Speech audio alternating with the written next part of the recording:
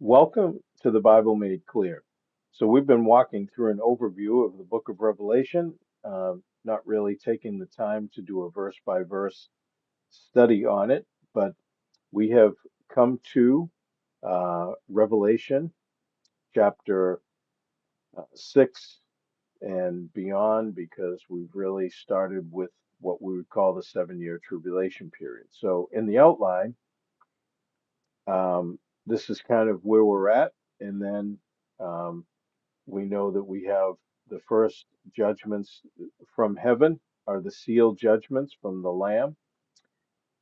Then there's an interlude, or what oftentimes, if you're reading a study Bible or looking at a commentary, they'll call it a parenthesis. In other words, the chronology of what's happening as John sees in this vision or is, talked to by the angels that end up directing him or informing him.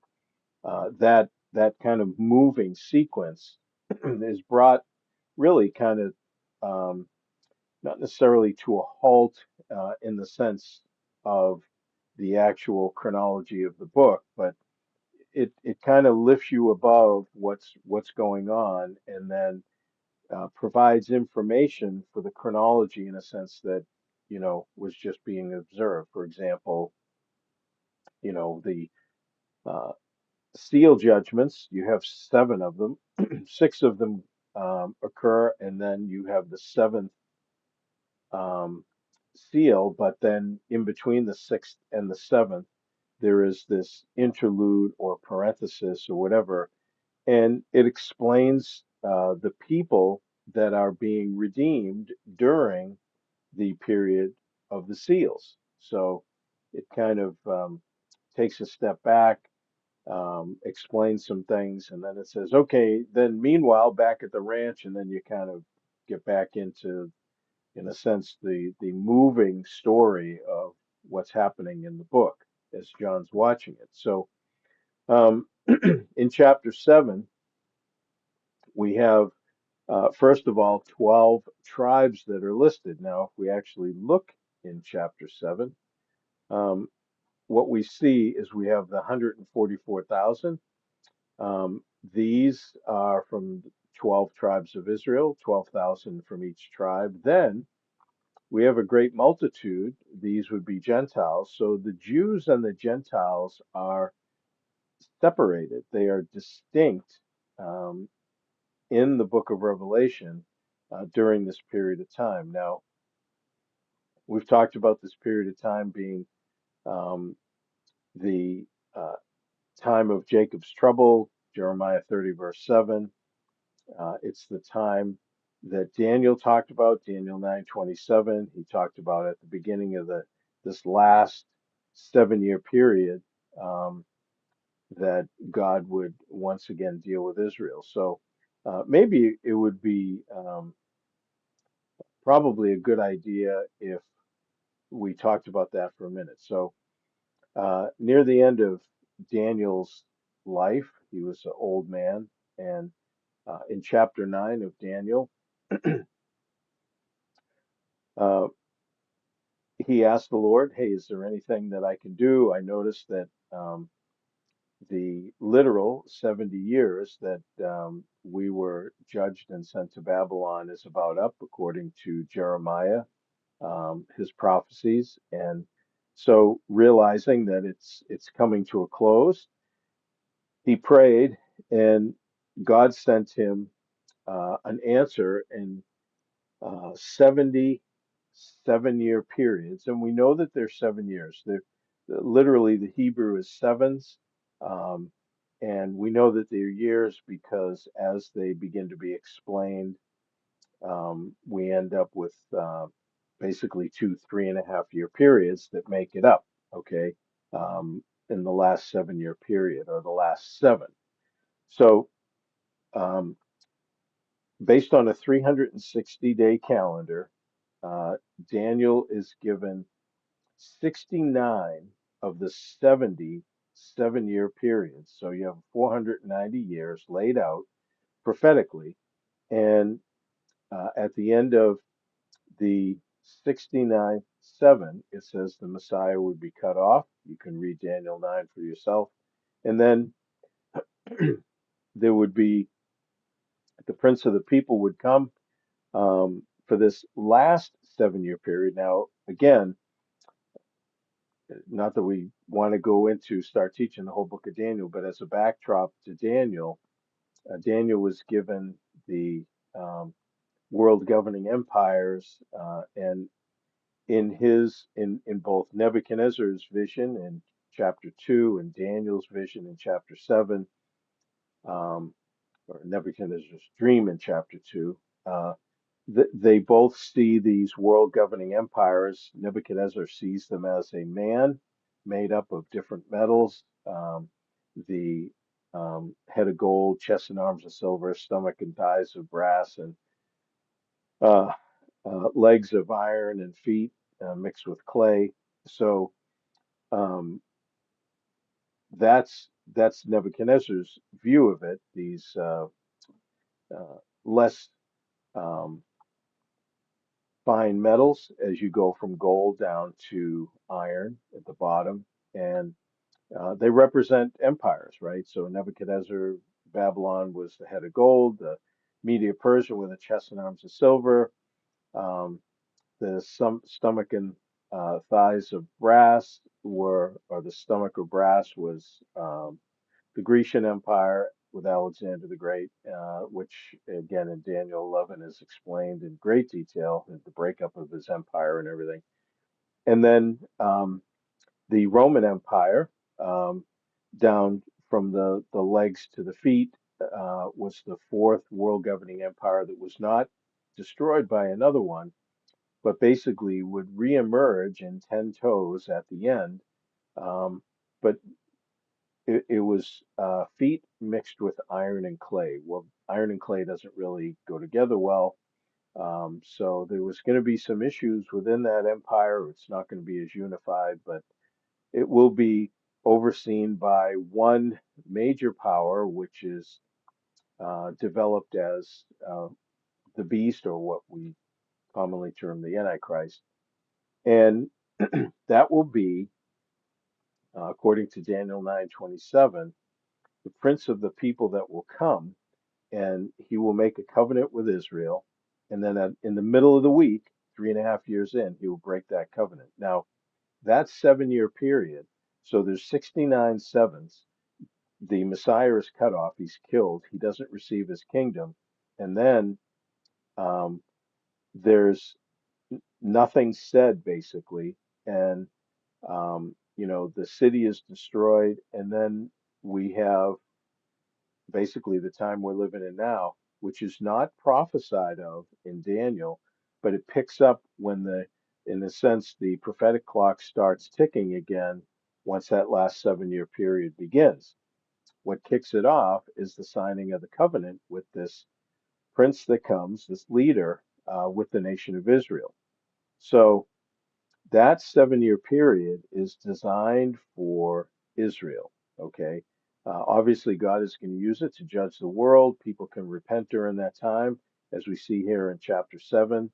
There are 144,000 Jews that are sealed with a special seal, um, and they end up essentially being the foremost evangelists at that point in time in the world. There's a multitude of Gentiles that get saved, really beyond counting in that sense to number them. There's always less Jews. I mean, I think right now, what is there, 12 million Jews in the world?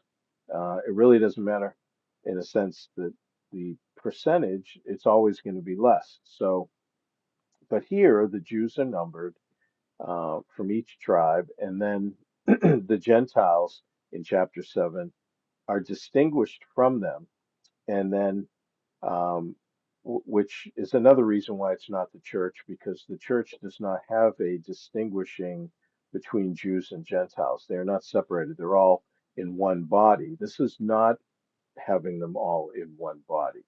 So, um, the question is, are the people that get saved in the tribulation period part of the church? Well, no, they're not. They're not part of the body of Christ. They're saved nonetheless.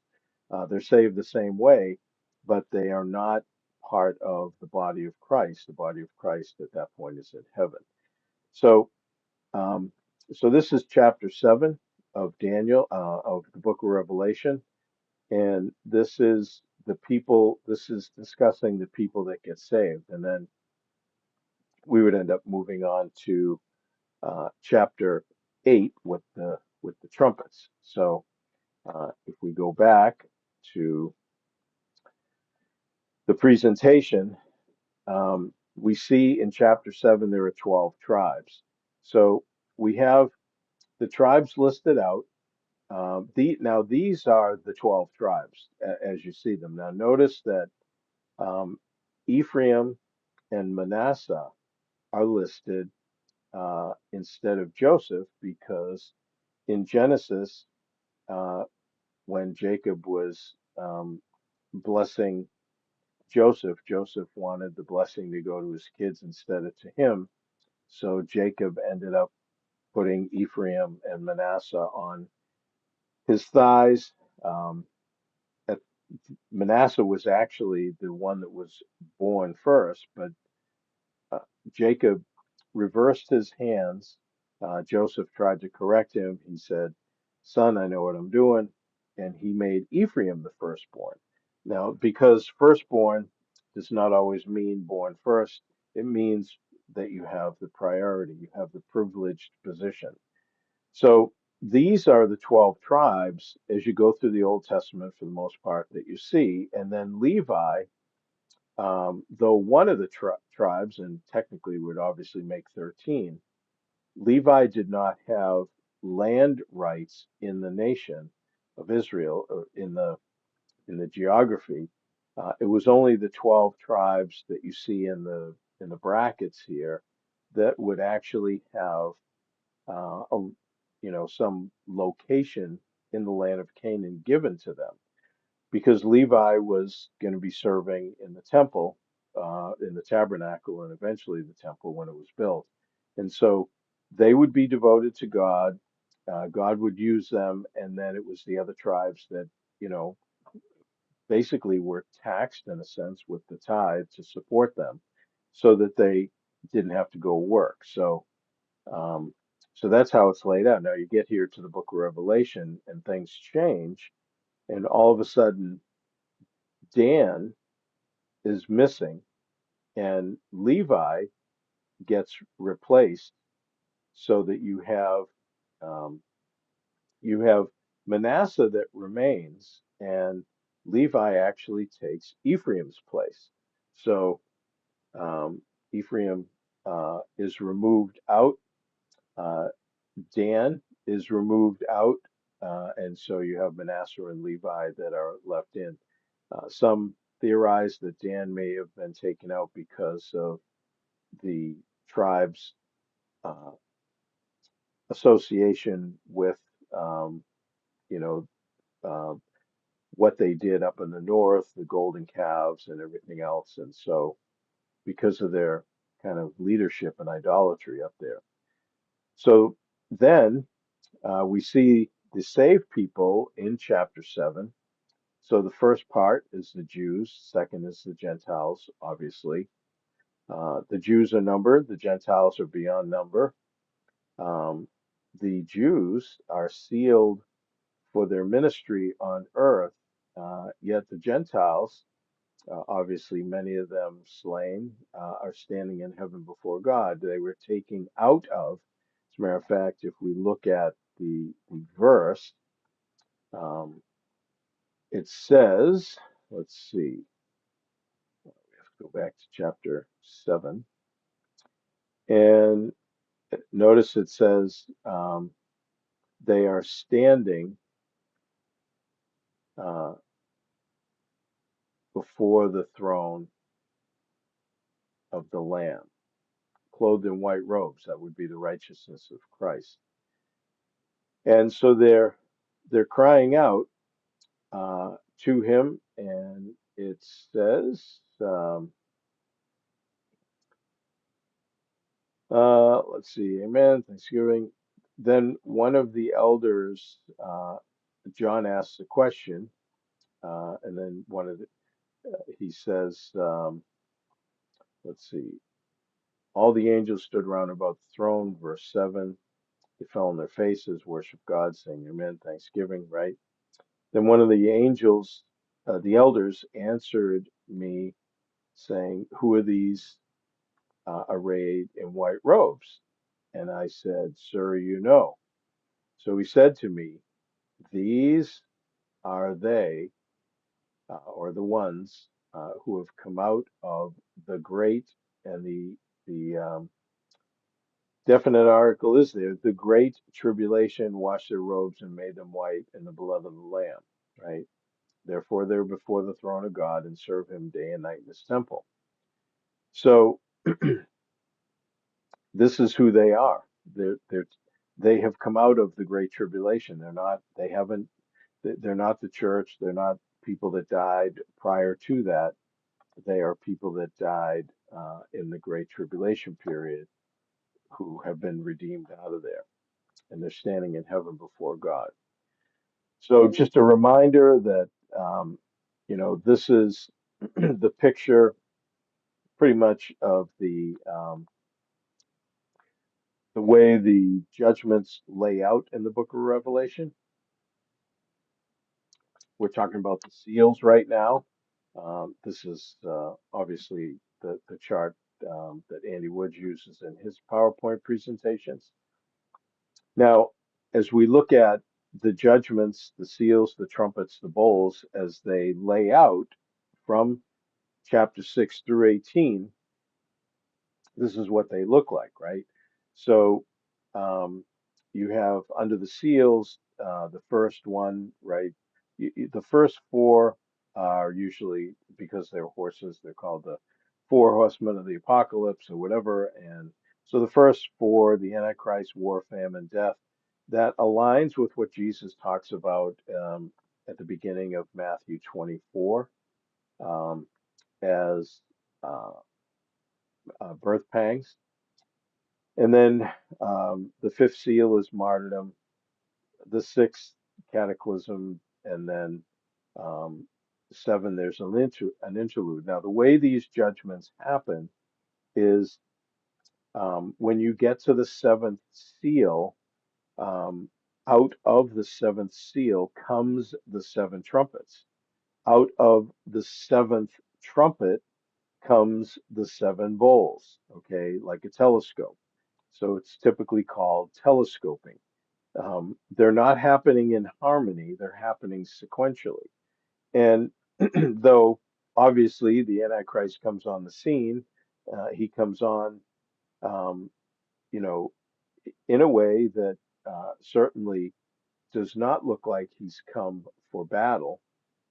If we were to go back to chapter 6, it says he came on a white horse, and notice it said he who sat on it had a bow, and a crown was given to him. Now, notice if we look at King James Plus, a crown was given to him. This crown for this Strong's number here. If we were to go over to the dictionary, it's 4735. So he has a 4735 crown, right? So it's not a diadem, right? It's a Stefano, which is a victor's crown. So since he has a bow, but he has no arrow, um, and he went forth conquering and to conquer, it appears as though it's probably more of a political victory, something that's not military. Um, but then we have the second seal, right? And then the second seal is another horse, fiery red, right? To take peace from the earth, right? To kill one another with a sword. Well, that's war, right? So we go on, and each one is laid out. Um, as we can see here under the seals, you get war, famine, death, And during this first, these first seals, we have through war, famine, and death, a quarter of the world's population gone. To make the numbers easy, if we had 8 billion people in the world and you lose a quarter, you get 6 billion left. Now, the trumpets start firing off, right? You get hail, fire, and blood. A third of the water turns to blood. The water's bitter. A third of the sun, moon, and stars, right? You got locusts in chapter 9. They're coming up out of the abyss. And you have more war, and then you have another third die. So now, essentially, by the sixth trumpet, you have half the world's population destroyed because that's a third of what's left. So if you have 75% of whatever you started with, and then you take a third out of that, you're down to basically half the world's population. And then it announces Jesus' reign in the seventh trumpet, and you know now in between these, right? There's a parenthesis between the sixth and seventh judgment in each one, and there are also some others that we'll talk about in these um, these gaps where information is provided, these informational gaps, and then the final judgments with the bowls are obviously at the end. Um, People have the loathsome sores. The sea is turned to blood. Fresh water is turned to blood. The earth is scorched by the sun. There's darkness. The Euphrates is dried up, which allows the eastern um, nations who are coming to war at Armageddon against the Antichrist to cross over. And then finally, it's done. That's the end. So these five parenthetical portions or breaks, they lay out like this. So you have in chapter 7, um, you have the 144,000 and the Gentiles. So that's the first break between the sixth and seventh seal. The second one, in Revelation 10 through 11, Revelation 11:14, that talks about the mighty angel that has a foot on, you know, land and sea. You have the two witnesses in chapter 11, and then you have the second woe. So there's three woes, and it's essentially the last three trumpets um, that that are coming. And so the sixth trumpet sounds, and you have this break, right? So then you also have within this break time, you have in chapter 12 to 14, you have seven notable personages, if you will.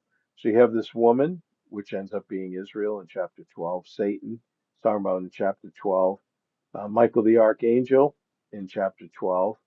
Um, you have Israel in chapter 12, and the beast and the false prophet in chapter 13. Chapter 14 is a little bit unique, but that this is how the breaks, and I'll show you a pictorial form in a minute of what that looks like. Then you have the bowls, and in chapter 16, and you have the gathering of the nations to Armageddon. That's the information that you're given um, in the parenthetical break between the sixth and seventh bowl. And then finally, after that, you have the destruction of Babylon in all aspects, with both the religious aspect and the commercial aspect of Babylon, 17 and 18. Jesus returns afterwards in 19, but heaven rejoices at the beginning of 19, and then Jesus returns. So this is how the parenthetical breaks lay out. Now, these breaks in the moving chronology provide information on what is happening during the seal, trumpet, and bowl judgments. They are a parenthetical break in the chronology. For example, chapter 7 provides information on the activity of chapter 6. Important to note that these are not directly chronological. So, they don't chronologically fall between the sixth and seventh.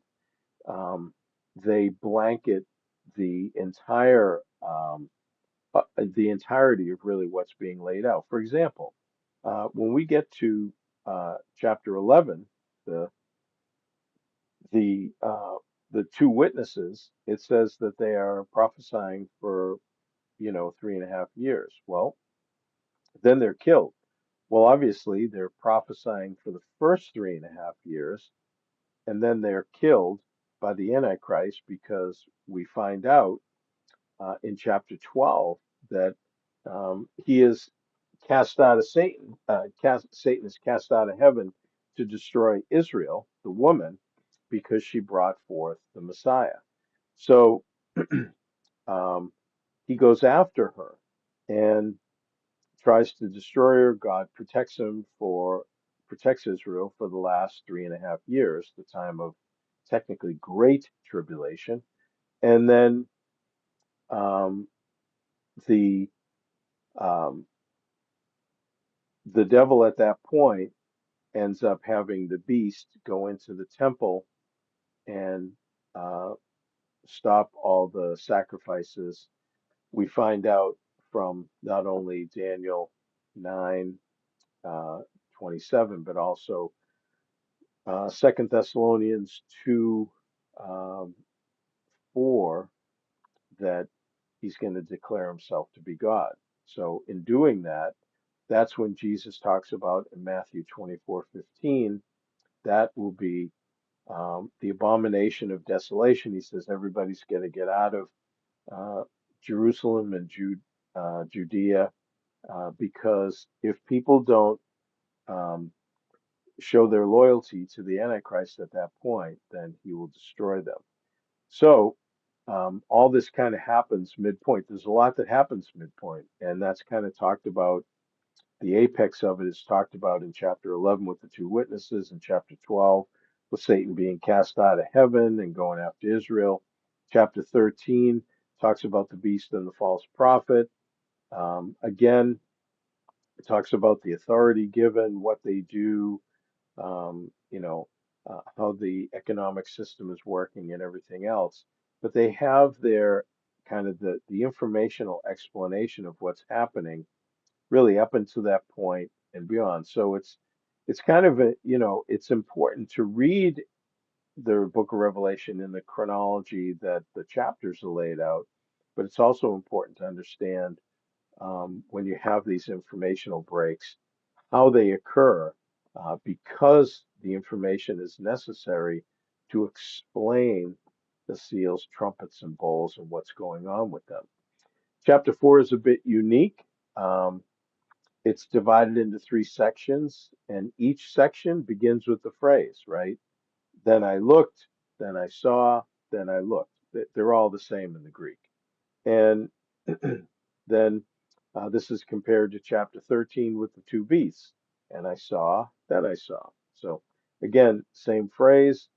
Um, so John is explaining what he is seeing, and there's an explanation given to each of these, whether it's chapter 14 or back in chapter 13, um, so that the reader knows really what's happening and can understand um, the message that's being um, revealed by John regarding um, his vision. So all five phrases are the same, like I said, though a little varied in the English the way they lay it out. Chapter 14 shows a contrast between those loyal to the beast and those loyal to God, the 144,000. So again, if we go to Revelation 14, then you have the 144,000, and then you have this harvest coming on earth, which is really it's a judgment. But there's the announcement here. Notice the messages of the three angels. One of them, Babylon is fallen, is fallen. Um, you know, the great city, because she has made all nations to drink of the wine of the wrath of her fornication. Now, this is going to happen during the second part of um, the tribulation period in the book of Revelation, and um, but the detail of it, notice you don't get the detail. So that's announced in chapter 14, but the detail comes in 17 and 18. So 17 and 18 actually look back um, to give a fuller explanation of what has occurred during the time of the bowls. So so it's almost like that. It's almost like it gives you kind of a look back for each of them, um, and to current where the chronology is moving. So the fate of the earth dwellers are contrasted with the fate of the 144,000 in chapter 14. The clause of the phrase, those who dwell upon the earth, or some close variant to it, used 11 times in 9 verses in the book of Revelation. They're listed out for you there. It's a technical term throughout Revelation for unbelieving idolaters who suffer under various forms of retributive tribulation or judgment from God. Earth dwellers is a theme that runs through the book of Revelation. They are important to note and be properly identified. Sometimes people just read right past it. 144,000 have their own unique song to sing, just like the church does in 5. The 144,000, they are uniquely sealed. They are their own group that have their own unique song. And this chapter sets the scene for the final bowls of wrath, which are going to come out of the seventh trumpet. So, regarding the earth dwellers, this is from uh, a journal article by Tommy Ice. It says one purpose of the judgments of the tribulation is to punish or test the earth dwellers. Earth dwellers are contrasted to heaven dwellers whose hopes and aspirations originate with God who dwells in heaven. Earth dwellers in Revelation present an interesting composite. They are to be tested in order to show their true mettle, and they are identified as those who will persecute and kill believers during the tribulation. Many of the judgments of the tribulation are targeted for the earth dwellers. They will rejoice and send gifts to each other when the two witnesses are killed in Jerusalem. When the beast, the Antichrist, is introduced in chapter 13, all who dwell on the earth will worship him. Now, thus, the earth dwellers, or the unbelievers, receive the mark of the beast and will spend eternity in the lake of fire. You know, they wanted to worship Satan, they can be with him. So here's how the parenthetical breaks lay out in reference to the judgments from heaven. So you have the first break between the sixth and seventh seal, as we noted. That's the 144,000 and the uncountable Gentiles. Then you have the mighty angel and two witnesses in second woe between the sixth and seventh trumpet. And then we have the woman, Satan, Michael the archangel, Israel, the beast, false prophet. They're all listed out. Chapter 12 and 13 and 14 occurs in there also, but that's the third break after the seventh trumpet and before the first bowl is begun. And then you have between the sixth and the seventh bowl, you have the gathering of the nations together for the War of Armageddon. And then finally, you have the chapter 17 and 18, where Babylon is destroyed in all its aspects and heaven rejoices. So that's how it lays out. Um, Trying to give you an overview like that. It's important because if you see it from this 50,000 foot level, as you read through it, now I realize that there are symbols and everything which Some of them are explained in the book. Others you get from different places in the Bible. J. Vernon McGee used to say it's important to know the first 65 books so you can know the 66th, and then things will start to solidify. But it's good to have this overall view, um, and the overall chronology and how these breaks, um, leaf themselves into it. So that's what we saw. We had the seventh seal, the first trumpet judgments, begin in chapter 8, right? The fifth and sixth trumpet are the first two woes, um, and then and the first two woes, right? And then the angel and the little book in chapter 10. We have, like I said, the temple, the rebuilt temple, which obviously is going to have to be during the first 3.5 years. The Jews said that they could rebuild a temple and they have everything ready to go. They could do it in 3 months. Interesting.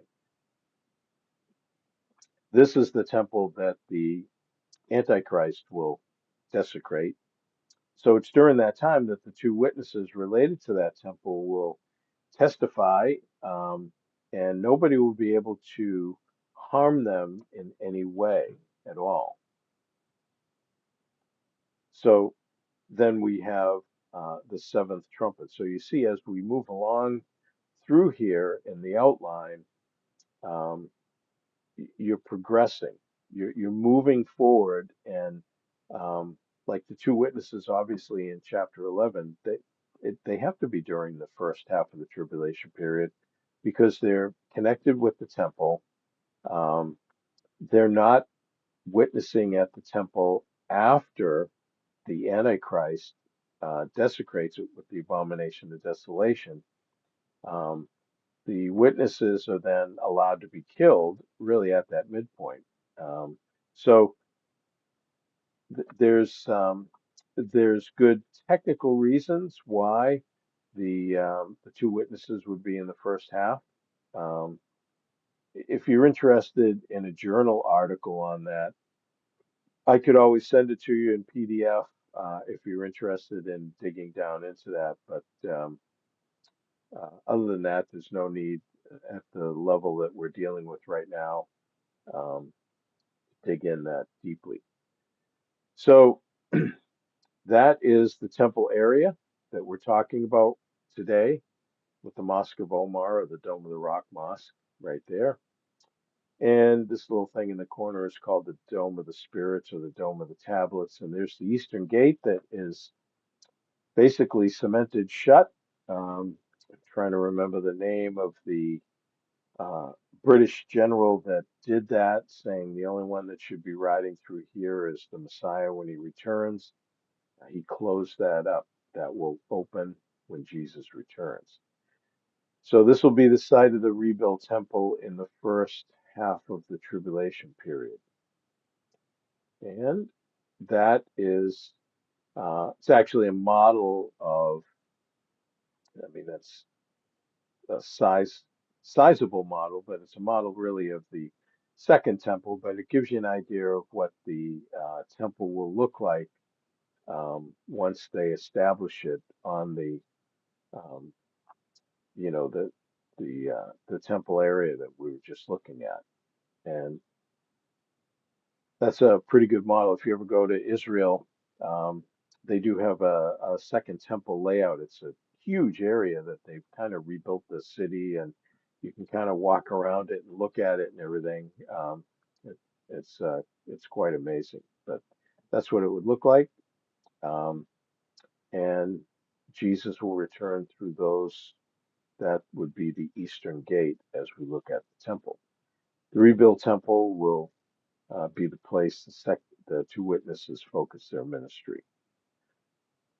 Now, talking about who they are, um, who will they be? Now, Zerubbabel and Joshua the high priest were the original um, witnesses in the book of Zechariah. So actually, if we go back to Zechariah chapter 2, Um, we see that it talks about um, the uh, the two witnesses. Let's see.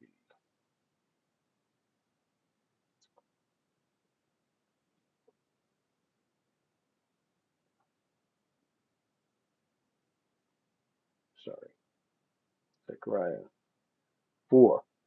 Um, so it talks about here in Zechariah 4 when they were rebuilding the temple that was destroyed when this is when they returned back from Babylon to Israel, to Jerusalem.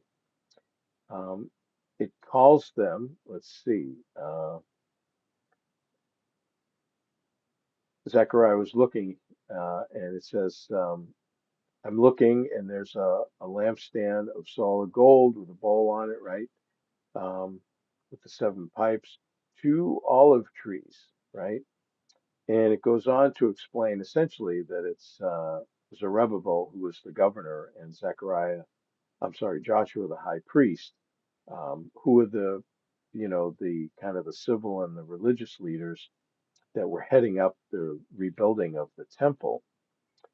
And it goes on to say, let's see, it's a lot easier when I have my own Bible. I know where it is on the page, but um, let's see. It should say to answer me. Um, uh, the Cerebral Foundation.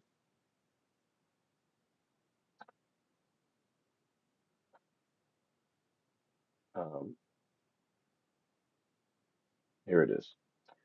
What are these two olive trees at the right of the lampstand on the left? And I further answered and said to him, what are the two olive branches that drip into the receptacles of the two gold pipes from which they drain? He answered, this is talking about the angel, right? Do you not know?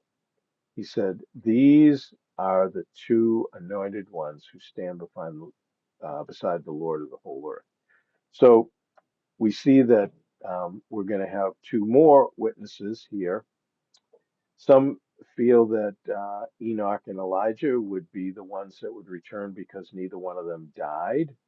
However, Moses and Elijah make more sense. Elijah stopped the rain for 3.5 years. Elijah called down fire from heaven. Elijah will come again, right? Malachi 4:5, the prophecy. Moses turned water to blood, the transfiguration in Matthew 17 talked about Moses and Elijah talking with Jesus, looking ahead, and then a time focused on Israel opt for Moses and Elijah at the most likely witnesses. Now, Enoch is interesting because he didn't die; he was taken to heaven. But um, there'll be believers in the rapture that won't die and will be taken to heaven. So you can't always use that as the reason why it would have to be Enoch. Enoch doesn't really have any miracles or powers like that associated with him. He doesn't really fall into the proper typology. So most likely it would be Moses and Elijah returning back to do whatever ministry as the two witnesses. But um, no matter who it is, they will do what it says in the book of Revelation. So then you have this angelic conflict in chapter 12 where um, Satan is cast out. And so before we get into all that, um, we're at about 45 minutes. So let's end there. We'll pick it up in chapter 12 next time. So hopefully this is helping you and kind of laying out the book of Revelation. Um, I know that we're not going through a detailed explanation of like the locust like demonic creatures that are coming up out of the abyss and all that. Are they going to happen? Yeah, I mean, we can get into a discussion about what kind of demons or whatever we think they are and that, but I just want you to get a basic overview. The detail, once you have the overview, the detail is easy to fill in. And and look, we know in chapter 13 that the Antichrist is going to have an economic system that really we have the technology for today. Do we know exactly how he's going to do it? No. The book of Revelation says he's going to do it. Um, and, we can look at how things are being put together now and say, well, I mean, it could happen like this, it could happen like that. So there's different ways that it could occur, but it's going to occur. And that's really the main point. So, anyways, oh, excuse me. And until then, next week, may God richly bless you as you continue to study His Word.